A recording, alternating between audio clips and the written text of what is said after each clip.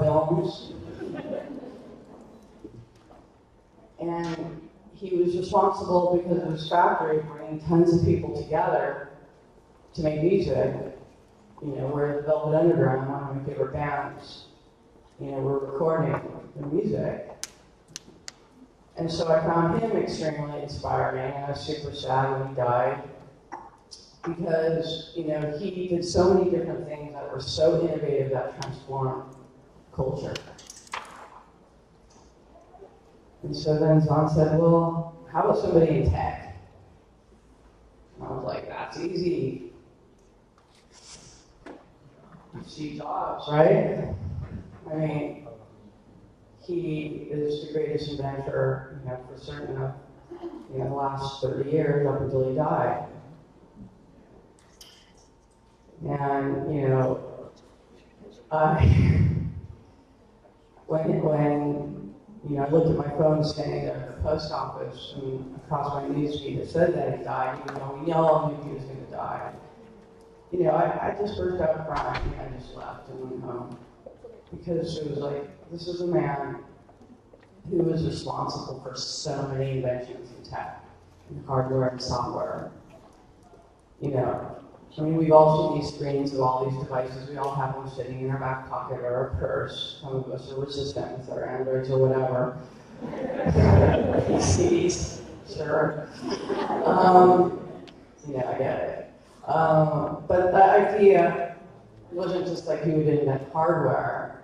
He would invent the software so that it was easier to listen to music and buy music. And that disrupt the entire music industry. Ha, ha, ha. So we didn't have to spend $15 on fixed format media, and we could just download a song and listen to it on a tiny, tiny, tiny little player. You know, and then, you know, of course, my first computer, you know, where I learned Mac Paint and HyperCard. That got everything started.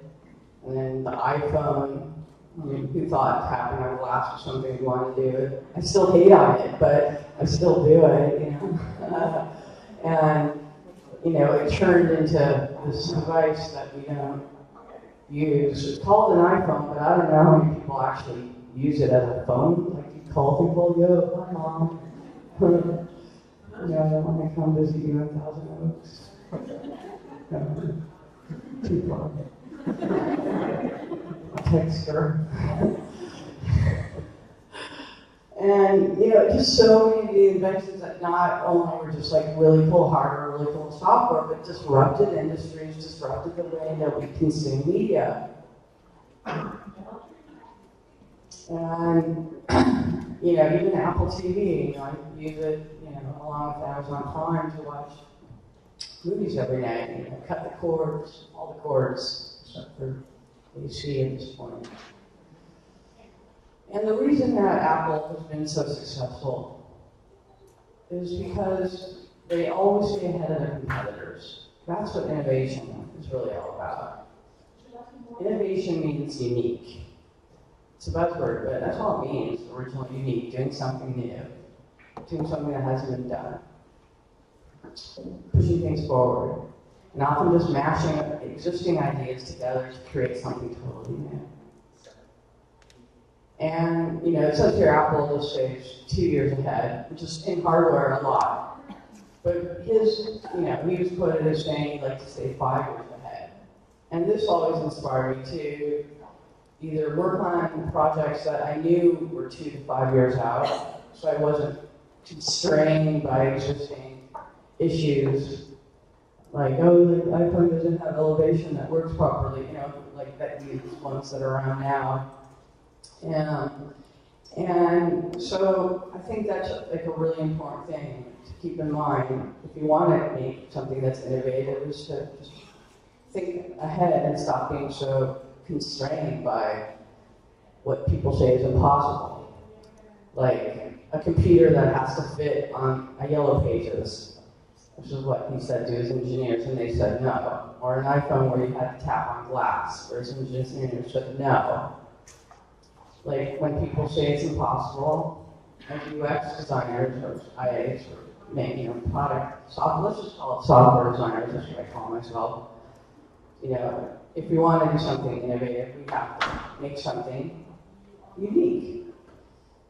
So then someone asked me, well, are there any living innovators who inspire you?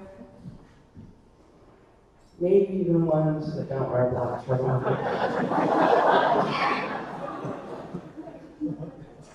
He said, well, yeah, there's this one.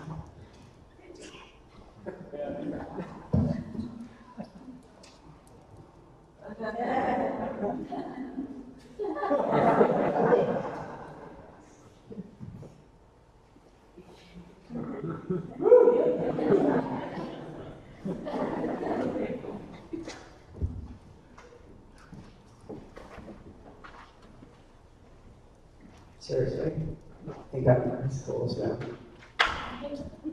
But I like to remember who my idols are and copy how they dress. So Eli is incredible.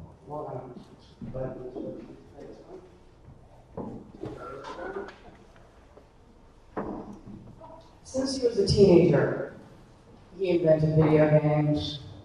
He invented Skype before it was Skype, web-based phone calls. He invented and co-founded the company PayPal, which I bet a lot of us use for transactions every single day. That's where he got his money, so then he could move into alternative energy and green technology, so he could do things that were better for the world.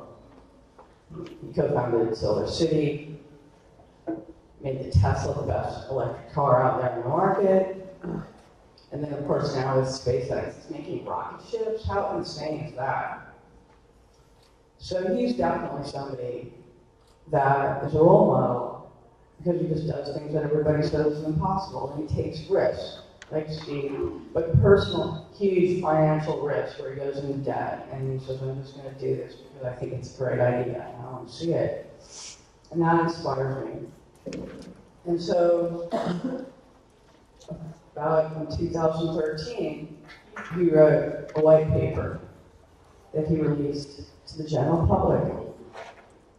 It was a document that was open source, and it described the concept of basically a high-speed train that you can take. Originally, the vision was that we could go from LA to San Francisco in 30 minutes, which would be great because then I could work for Google or some other cool company that doesn't work, isn't based out of LA. And it would be using alternative energy, and you would be traveling in these capsules, jettisoned forward, using different things, different types of, whether it was solar, kinetics. I mean, it was incredible, his idea. And he wanted to build a prototype.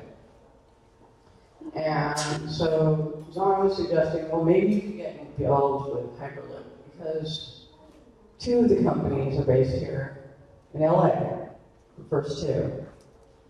And it's an open source project, which I thought was really interesting.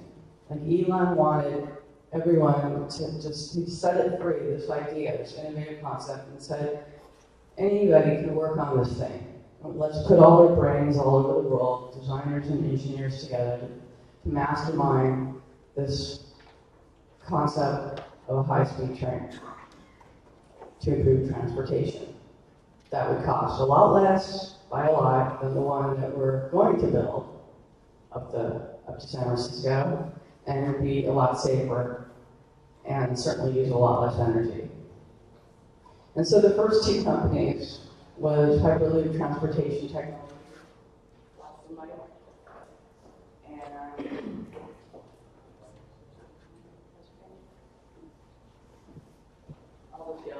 was Hyperloop Transportation Technologies and Hyperloop One. And the key difference at that point was that, to me, they were competing against each other, but Hyperloop Transportation Technologies, HTT, used crowdsourcing as a business model.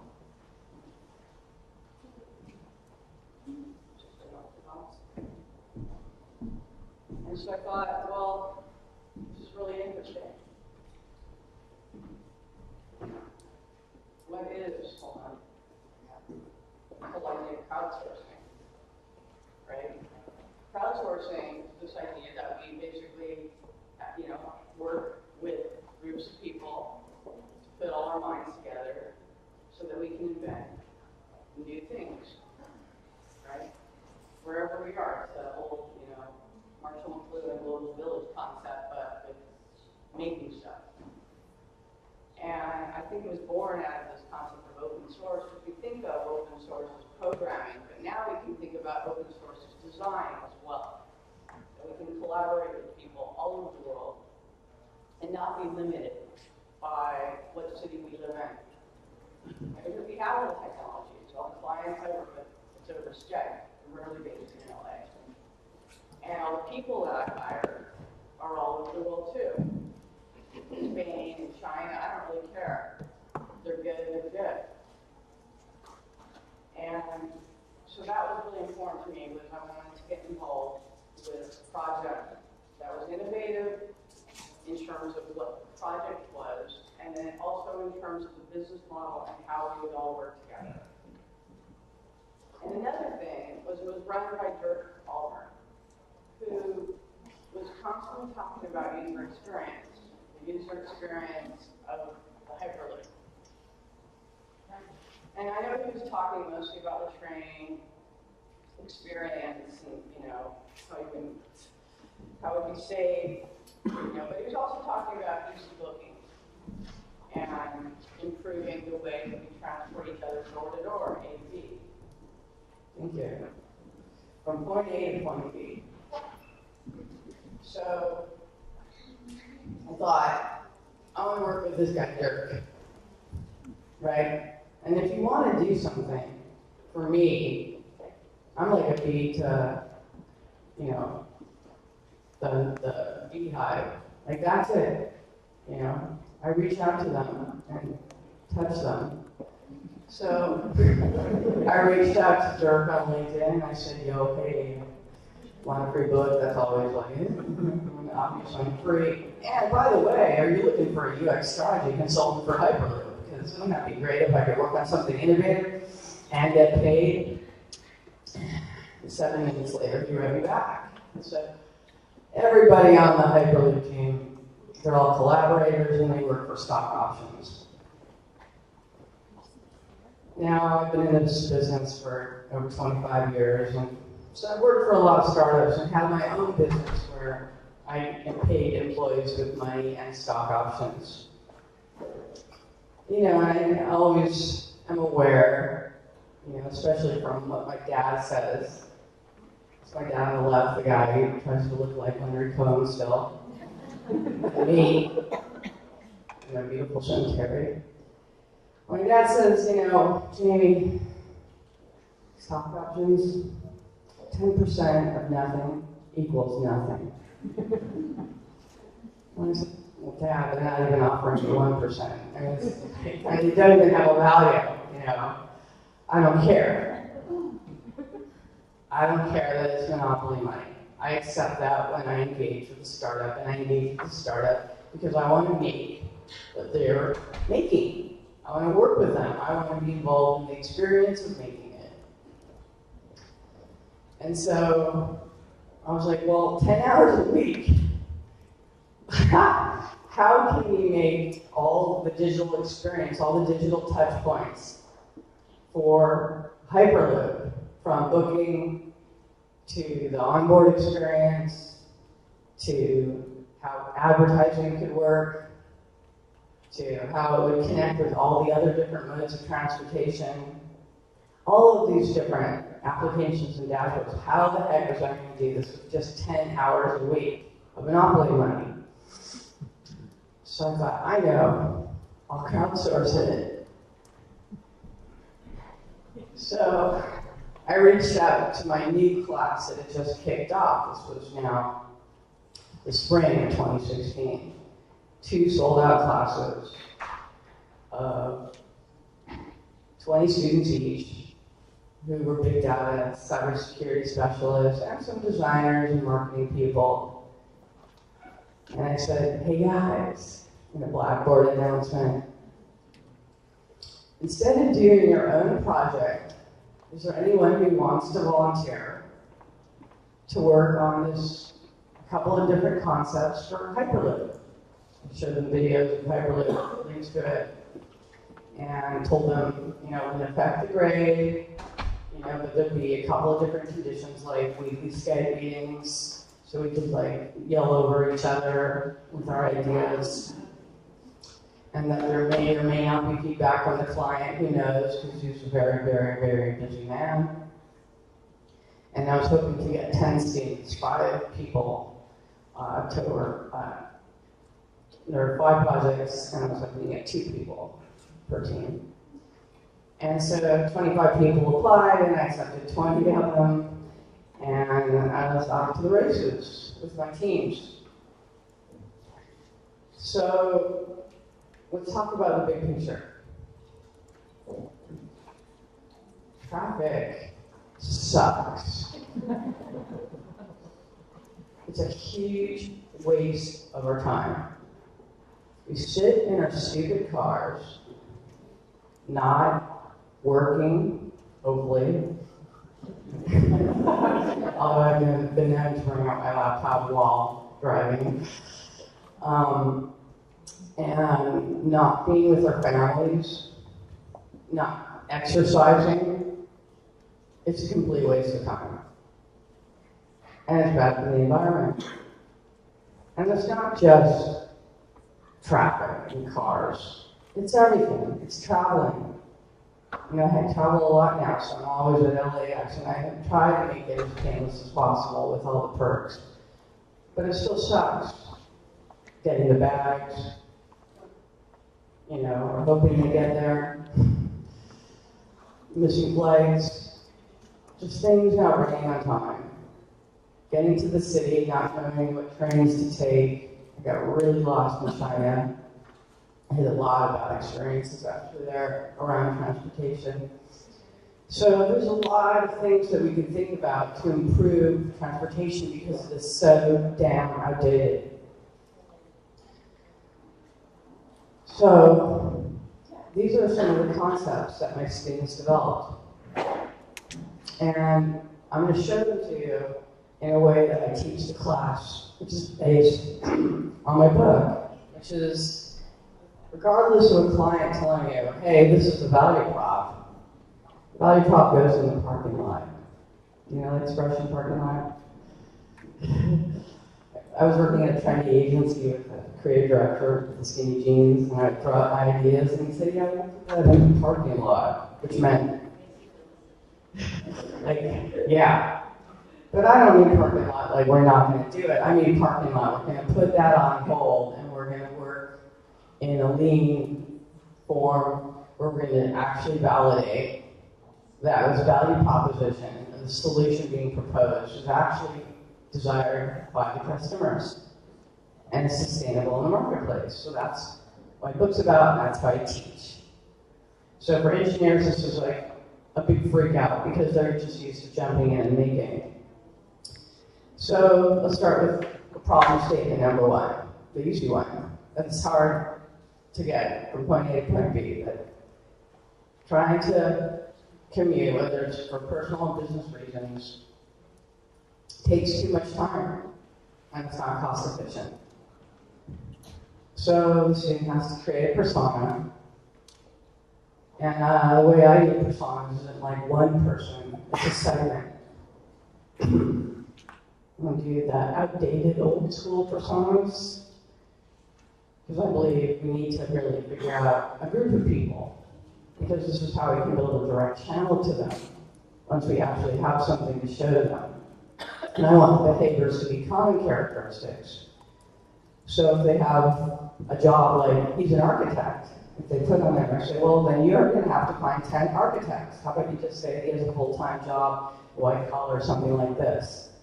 So the student created this persona and then had to go out and do customer discovery to validate that this problem was actually a problem and get a strong signal.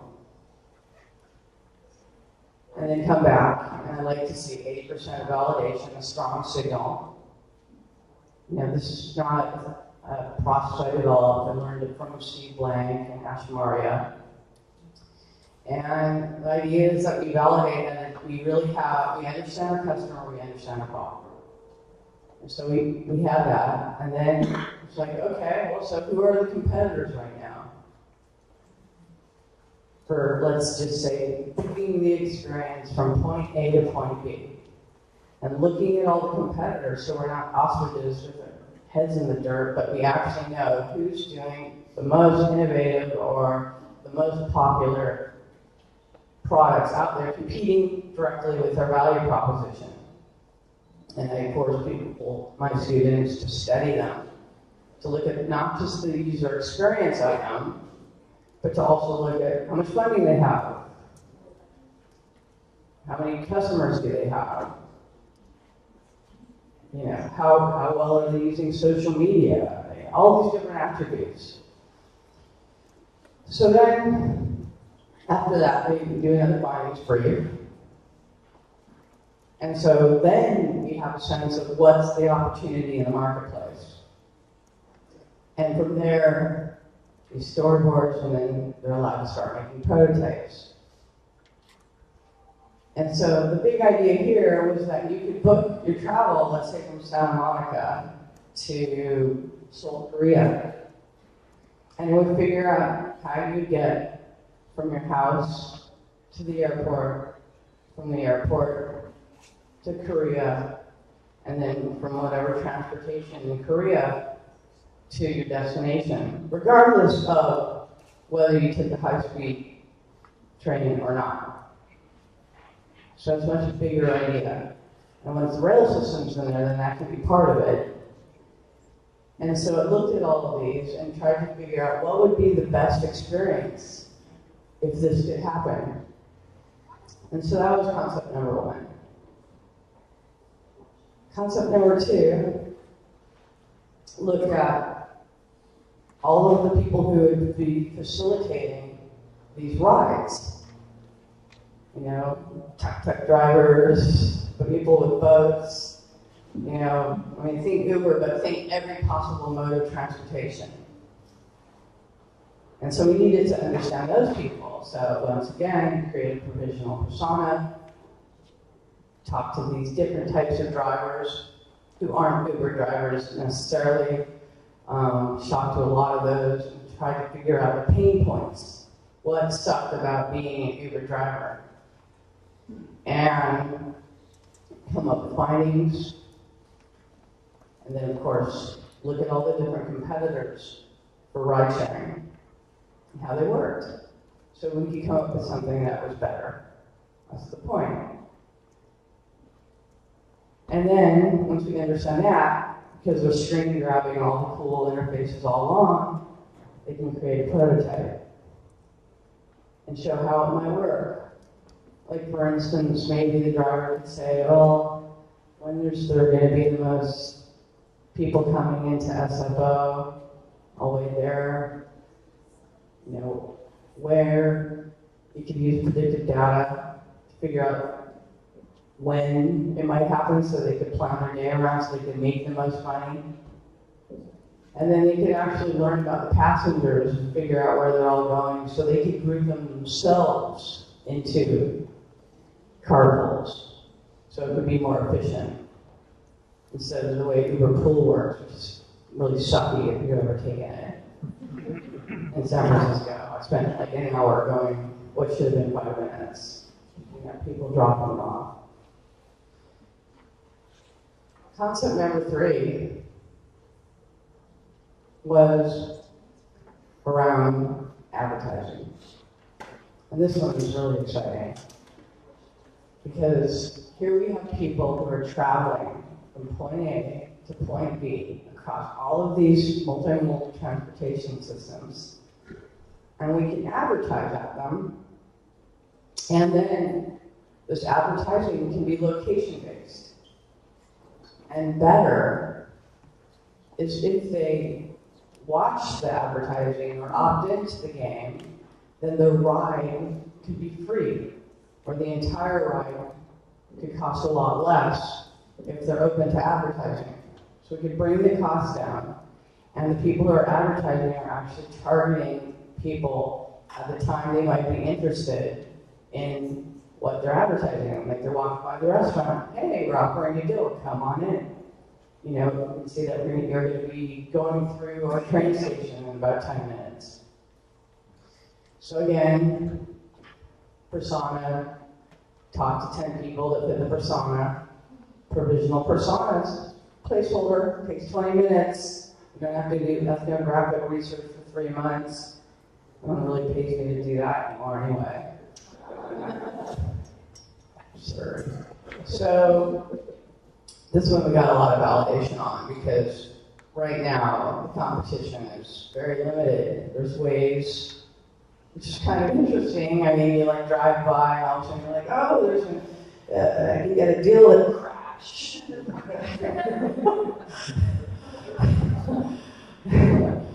know, Google AdWords-ish.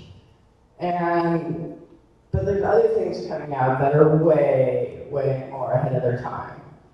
Like bike advertising. Like you just hop on a bike and ride it for free and just blast ads at people. Imagine all of these ideas integrated together.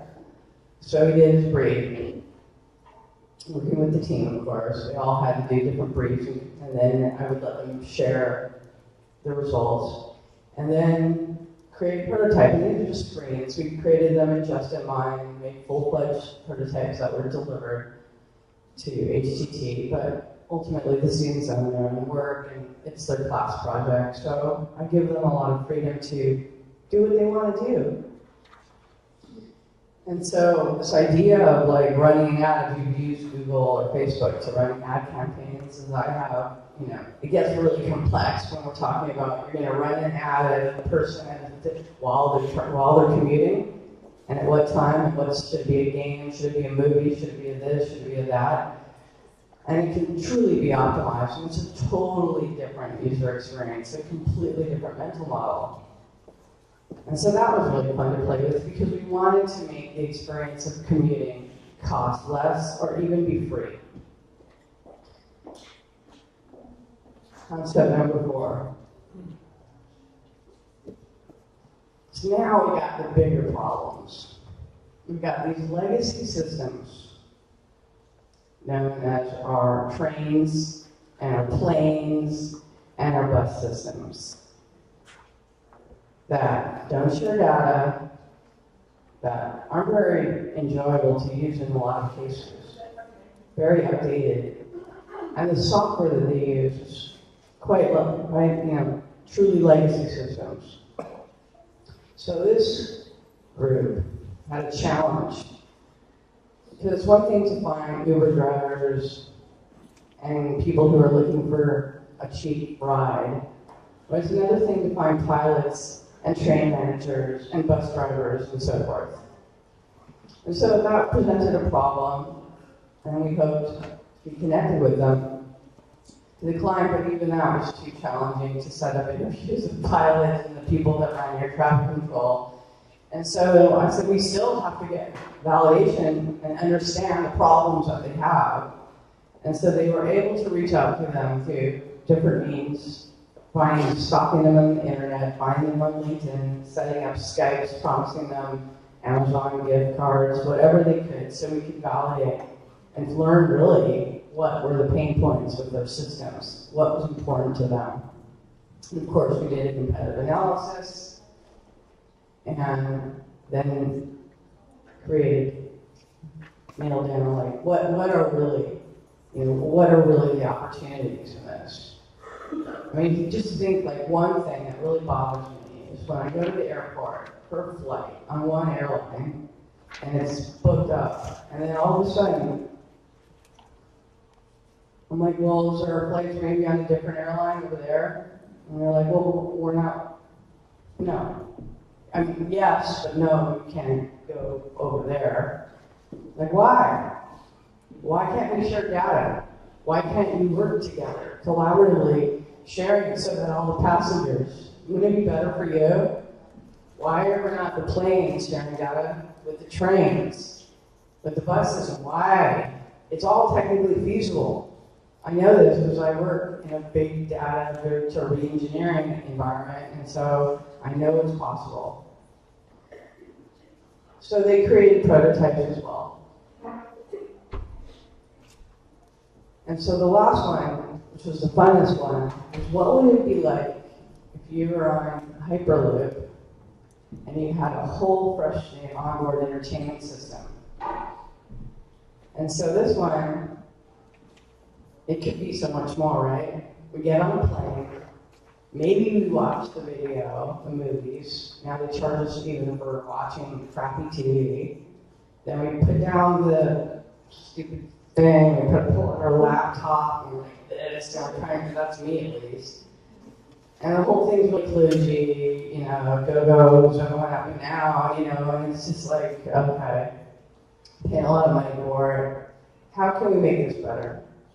And we talked to business travelers and what was important to them. Same thing, validate the problem, do customer research, and do competitive research. And look at the different airlines and who are doing the most cutting edge stuff. Who are the ones that allow you to integrate with your devices up on the screen, that had a USB, that had these technologies. And if we took the best of them and cherry picked them, put them together, we could create something totally new. And then start to imagine prototypes. Like imagine if you just opened it up and there's your computer. It knows you're there. All your apps are there. You can just hop into Amazon Prime. You start shopping on Amazon. You can watch your movies on Netflix or HBO. You can open up Word or whatever application you want to do and just start working. You have to take your stupid laptop out. And this is an impossible thing to do on Hyperloop anyway. Because once you sit down, you're like buckled in. And the cool demos that we're seeing now is actually ones that are with augmented reality.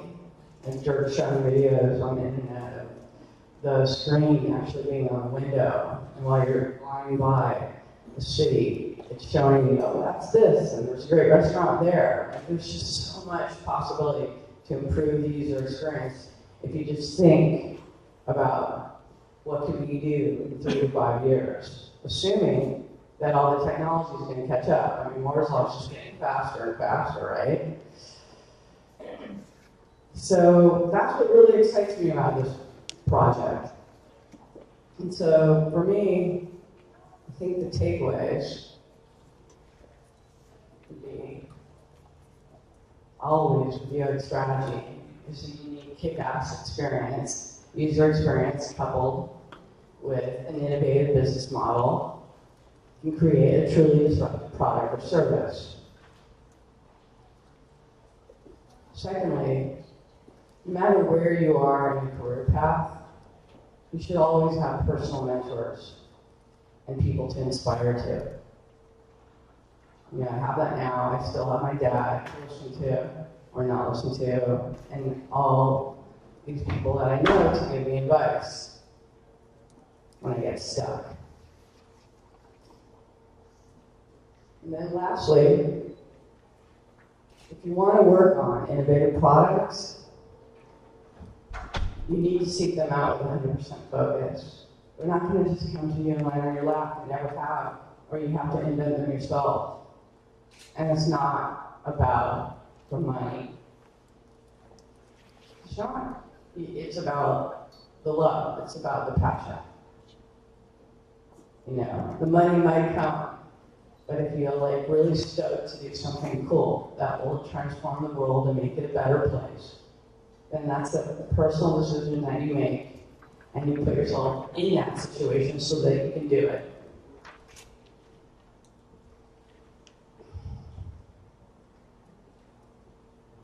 Right?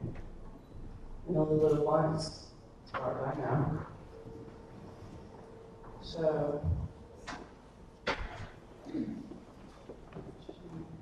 whoopsie, there's a lot of quote, but I'd like to take some questions and then let you know if you want to know more about UX strategy. I've got new video courses on O'Reilly. Plug. You can buy my book. videos. I get more roadshow on, so watch those. And we're also going to be giving away $25, right, Grace? Yes. Woohoo! So, love to take questions from you guys. Any? Hi.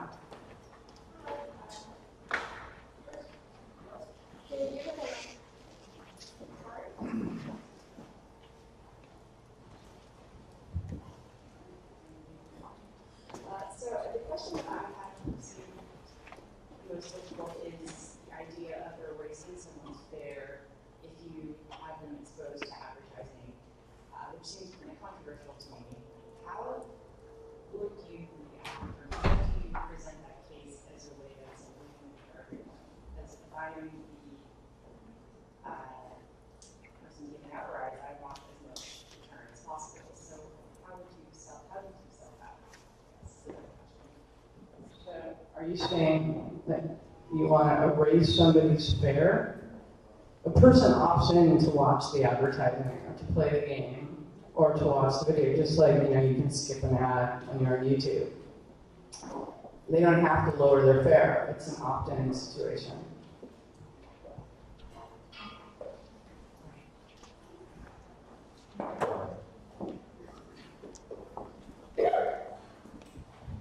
I was wondering about what time frame those students had to kind of come up with all the things they did. A semester used to be 16 weeks, really 14 weeks. But from day one, we kick out the projects, and each assignment progresses through, and then I allow them 5 weeks at the end to really not have the prototypes, while the rest of the students had to move on to doing other, the last 2 assignments that were more appropriate for their projects, and keep the Hyperloop kids on the prototype so we could really finish them and have something that was cohesive. The big thing was we had to take 5 prototypes and mash them for each team and mash them into one and take the best of and make sure that the colors and the interfaces, there was some consistency across the design. Do you find yourself in situations where business is UX-centric or user-centric, but then when the rubber hits the road, you hit development teams where they're not very receptive to the UX strategy before, or do you kind of just put yourself in situations where you already have a lot? Right. I believe in what's called a balanced team, or true collaboration. I mean, I teach engineers. I lecture at cybersecurity companies, so engineers are the most important people that need to get UX. They need to stop hating on us and find us offensive and say, oh, you're just telling me to make this, you already gave me the functional spec. So I involve them. They need to see the strategy table. They have great ideas. And I'm seeing, I have a lot of students who are from China and India where, decades ago they were suppressed in lots of ways from China, and now they just need to be brought out of their shell.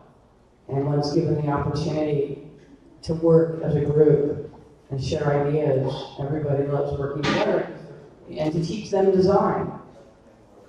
So in this situation, no, I don't. I have one time for one question, right? Oh wait, you don't correction anymore.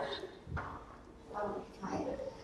So my question was if you have any advice for conducting an elaborate research with limited resources. Like this is a startup for Yeah. That would be chapter 8 in my book, User Research. There's a great case study working with a startup with a $5,000 budget, and it outlines how to do it.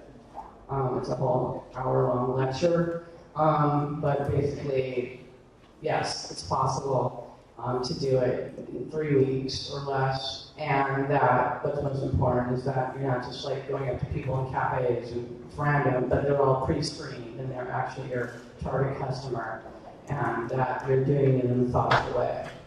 That's measured. For me, a product is an experiment. There's one last question in the back. Yeah, I'm wondering if you could describe the difference between UX and UI. The difference between UX and UI. I think it's a letter.